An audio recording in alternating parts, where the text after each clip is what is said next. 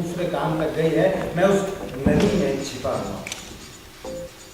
तुम आकर तिनके से मुझे बाहर निकालने, कोई नहीं आएगा अब इन कीड़ों को निकालने कि इनको तो शहर में धुआं देकर मारा जाता है नालियों।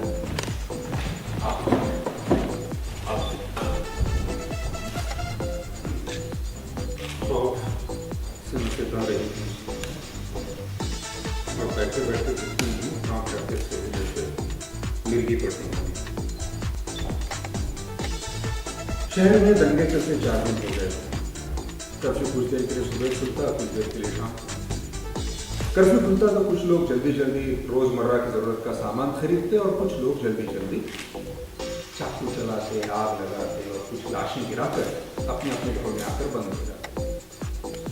गरम गरम खबरें और गरम गरम लहू मुसलसल बहराते रहते। लेकिन रेडियो और टीवी बाकायदा अनाउंस कर रहे थे कि शहर की हालत काबू में है और हालात नॉर्मल होते जा रहे हैं। और हालात नॉर्मल साबित करने के लिए कल से लोकल ट्रेनें भी देर तक चलाई जा रही हैं। बेशतर डिब्बे खाली थे, लेकिन रोशनियां पटरियों पर दौड़ती हुई नजर आई तो 4 दिन के मुंडे में अंधेरे में जरा सी जुगलिश। पटरियों की दोनों तरफ की बस्तियों में जो एक सन्नाटा बैठा गया था, वो कुछ देर के लिए खड़खड़ाया तो फिर से हरकत की उम्मीद करें। यासीन आवत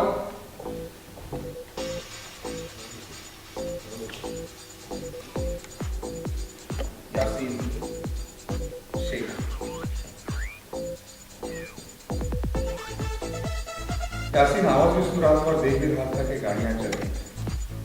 कल 5वां दिन होगा वो अपने घर से गायब। अब तक तो उसका इंतजार खत्म हो चुका होगा, उसकी तलाश शुरू हो गई होगी। दिन बस खत्म होने ही वाला था कि यासीन का कदम शुरू हुआ।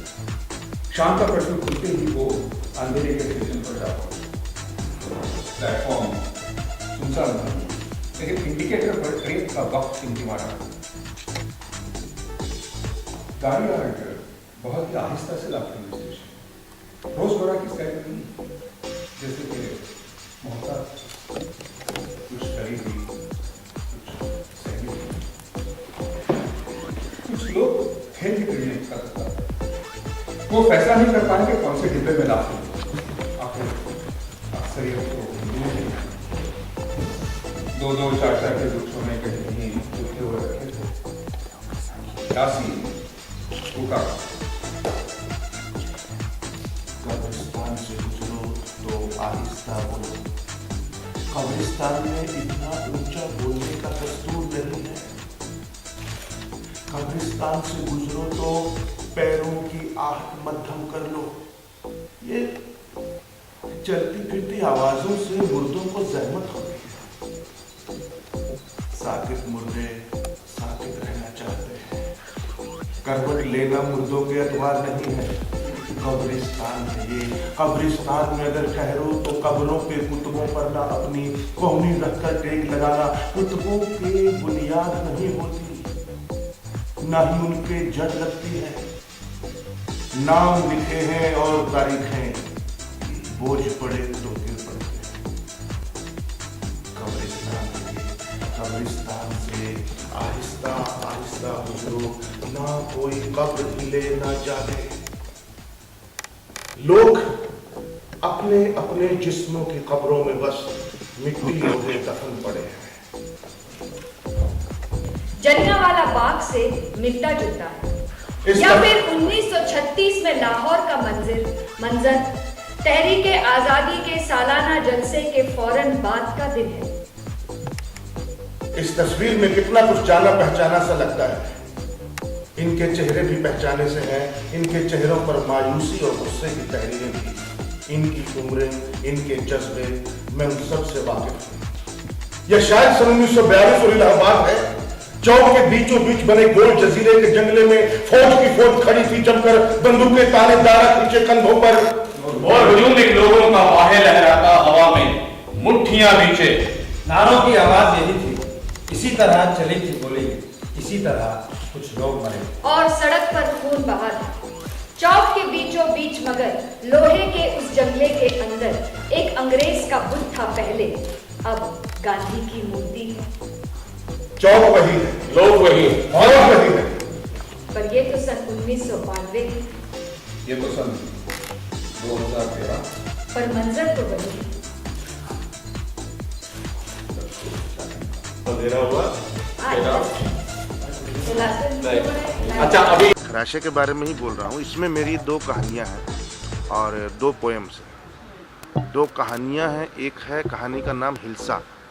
हिल्सा बंगाली मछली होती है, एक बंगाल में बड़ी फेमस मछली मानी जाती है, उसके ऊपर है। तो दंगों से उस हिल्सा को कैसे कंपेयर किया है, एक गर्भवती महिला से बलात्कार और उसका जो मुंह खुला हुआ है, अखबार में फोटो छपा है, और एक मछली जो प्रात में पड़ी है उसका मुंह खुला हुआ है, आंखें खुली हैं, वो कैसे सिमिलर हो सकती हैं, ये इस कहानी में दिखाया गया है दंगों के वक्त। और एक है रावी पार कहानी, जो मैं करता हूँ लुबना के साथ, लुबना सलीम और मैं, जो एक परिवार की कहानी है जो पाकिस्तान से यहाँ शिफ्ट हुई है पार्टीशन के वक्त, और अपना सब कुछ गंवा के ही आती है, माँ बाप बच्चे सब, और उसकी दर्शन सिंह की कहानी है। तो ये 2 कहानियाँ हैं जो मैं करता हूँ। नहीं, बात टफनेस की नहीं है, बात मुश्किल तो दोनों ही है, लेकिन ज़्यादा मज़ा और ज़्यादा आपको चैलेंज जो है वो थिएटर में ही होता है, क्योंकि कुछ करने को नया नया मिलता है, हर रोज़ नई ऑडियंस होती है, तो आप जिंदा रहते हैं। फिल्मों में कोई फिल्में बनती हैं ऐसी जिसमें आप वाकई एंजॉय कर पाएँ या उसको जी पाएँ, अदरवाइज़ फिल्मों में इतना सेटिस्फेक्शन थोड़ा कम ही होता है। बहुत कम फिल्में होती हैं जिसमें हो पाता है। नहीं, अभी मुझे रंगमंच के बारे में मैं पूरा वो नहीं बोलूँगा कि पूरे इंडिया में क्या हो रहा है, बिकॉज मैं एक जगह से पर्टिकुलर जुड़ा हुआ हूँ।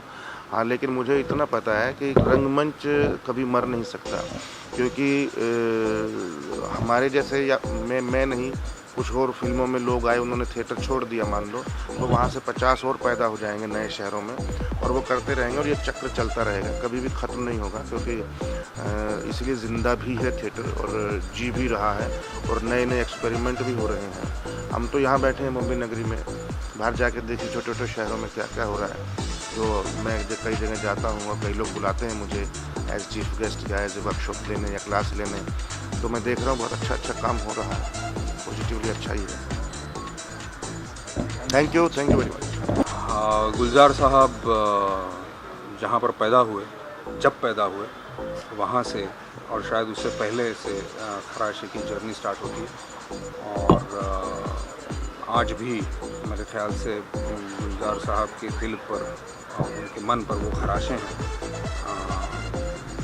जो उन्हें दुख पहुंचाती है। तो मुझे लगता है कि आज भी उनकी वो जो जर्नी है वो जारी है।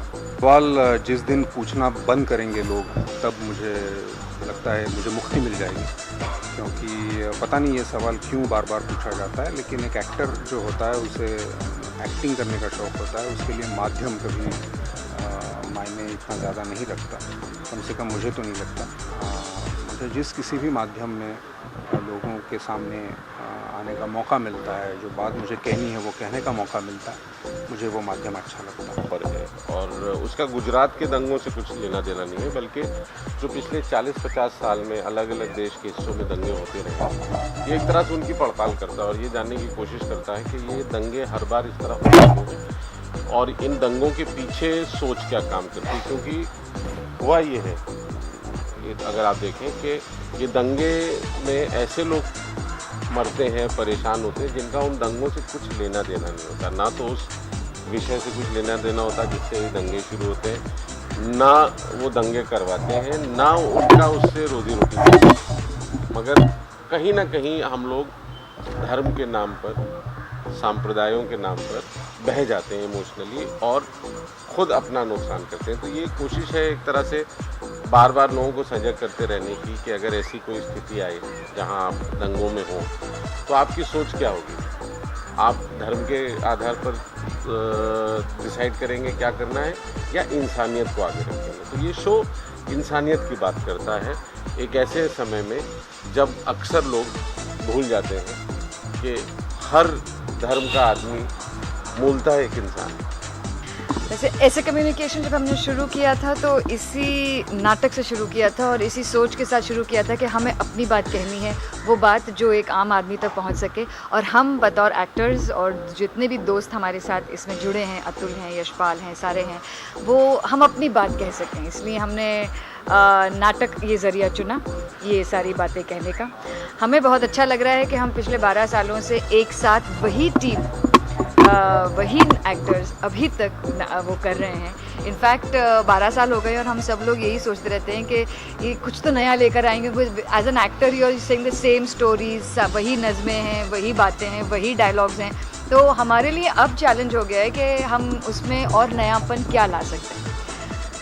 सैड बात यह है कि जो हमें अंदर से ज़्यादा बाहर से मोटिवेशन मिल जाता है इस पर्टिकुलर नाटक खराशे को जीवित रखने में, क्योंकि आज भी हम जब थिएटर से बाहर निकलते हैं अपनी आम जिंदगियों में वही सब चीज़ें देखते हैं, सुबह पेपर्स में देखते हैं, दिन भर न्यूज़ में देखते रहते हैं, वही चीज़ें देख रहे हैं और वही सैड के वो अभी तक ये बातें ज़िंदा हैं, जिसकी वजह से हम अभी भी मोटिवेटेड हैं कि हम खराशे को ज़िंदा रखें।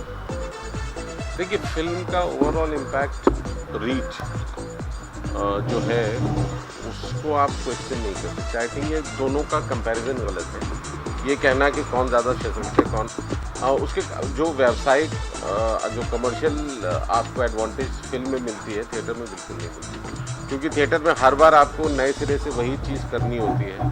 फिल्म में एक बार आपने किसी भी कीमत पर फिल्म बना दी, फिर वो 10, 20, 15 साल तक जब तक कोई उसका रीमेक ना करे चलती है। जबकि ड्रामों में ऐसा है कि जब moment you create it dies, तो हमें हर बार नए सिरे से उस पूरे नाटक को लिमिटेड ऑडियंस के लिए हर बार करना पड़ता, पर वही उसकी सबसे बड़ी शक्ति है।